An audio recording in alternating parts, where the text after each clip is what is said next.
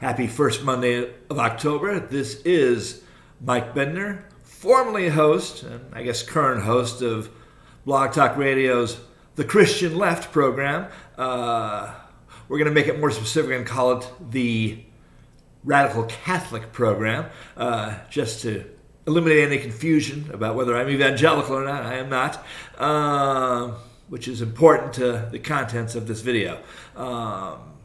Like I said, today is the first Monday of October, which means the Supreme Court is here. And if you've been paying attention, there was a big march on Saturday for women's rights and for women's lives. And if you're paying attention, you also know that also on Saturday and Sunday and today, there's a little bit of a discussion about the Build Back Better Act. That's a tongue twister. And are they and how are these things related? Well, I'm going to tell you. Abortion first. That the Texas bill was scary, and it seemed scarier because they Supreme Court did not immediately slap it down. But the reality is, not slapping it down should have been unanimous. It's just not ripe. And if they'd have said that, people would have, and been unanimous about it, people wouldn't have been so scared. But, because some people wanted to make a point, all heck broke loose. Yes, I'm using heck because I want to be monetized.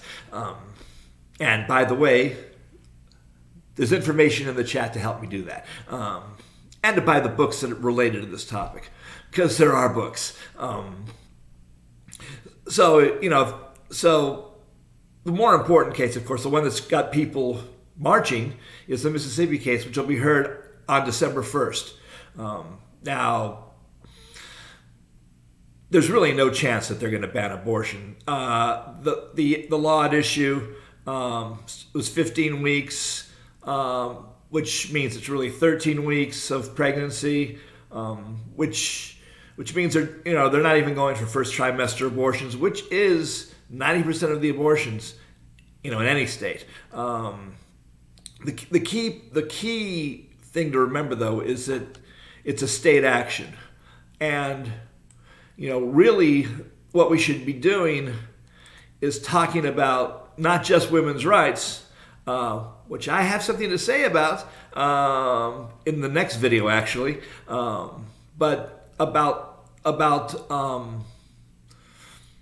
the issue of whether states can pass such laws. They really can't. If the issue before the court was can states regulate or the existence of a child before the law without congressional action first? The answer is obvious. They cannot. The 14th Amendment is very clear that the states cannot be trusted to do things like that. So, but they don't want to say that because the pro-choice side doesn't want to say that, because if they do, it will give a map to the right to life side on how they can actually do it. Now that's not a smart idea, because at some point it could backfire. If you hit them with the hard truth that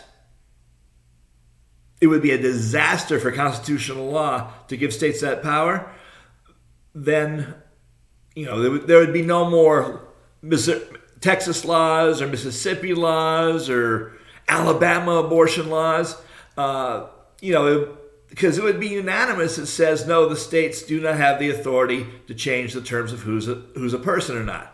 And it's solely a 14th Amendment responsibility for Congress. So, I once was active in discussions with the Center for Reproductive Rights, and the question came up: do we want to tag on the 14th Amendment to the discussion or not? And we discussed it over a set of emails, and they said no, they didn't want to do that. On Gonzalez versus Carhart,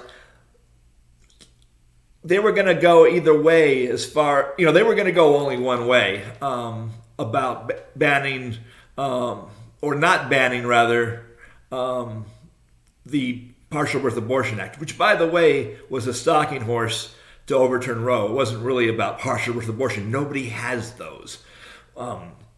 So it would, and Kennedy used the Commerce Clause to justify the act, and he wouldn't overturn it at the state level, but he used the Commerce Clause to say do it at the federal level, and Roberts and Alito joined him. And now there are two clerks of his that are on the Supreme Court that replaced him, Kavanaugh and Gorsuch. And they're not going to ban abortion. They're going to say that states are not capable of doing what they're trying to do. Not even Thomas believes that. Only Scalia. Scalia wanted to make this a state thing. And it can't be a state thing. And the 14th Amendment is very clear about that. And if that had been the argument, then maybe the Partial Birth Abortion Act wouldn't have been allowed to stand. I had said that much, that there had to be magic words, but they were going to do it anyway. And the same people are going to do what they did on the other Partial Birth Abortion Act, which was to say, no, the states can't do it. But saying specifically that federal law recognizing the unborn as a necessary step to regulate abortion at the state level is essential to stopping the onslaught. So that's what they should do. Now, even if they do that, and for some stupid reason they change to a 20-week ban or a 50-week ban, if Congress does that, they couldn't pass a law anyway. Not only couldn't they, it wouldn't be constitutional. Why is that? Because any abortion law that treated the unborn before viability, which means the ability to be born, which means that they're 14th Amendment subjects, would have to require the registration of every pregnancy after whatever point they said. They'd have to treat the unborn as legal people, which means you could not say there's an abortion law. You'd have to say infanticide now includes this. And you couldn't say the mothers cannot be tried for arranging the abortion, because the abortion would be considered infanticide, and if you arrange for infanticide, you go to jail. And so does everybody involved, which is what Texas tried to have the lawsuit be that. It would be jail for anybody involved, from the Uber driver, if he knew what was going on, to the husband, if they're involved, to whoever's paying for it. Not just the doctor. This isn't just going after Planned Parenthood. In fact, you would have to investigate or give the government the power to investigate the loss of every single pregnancy. Because Planned Parenthood could just say, oh, these were miscarriages. So they would have to investigate every miscarriage or give the government power to do that. They're not going to do that. They can't, because you can't selectively say in the law, investigate Planned Parenthood only. That's unconstitutional. It's a violation of due process. It's a violation of equal protection.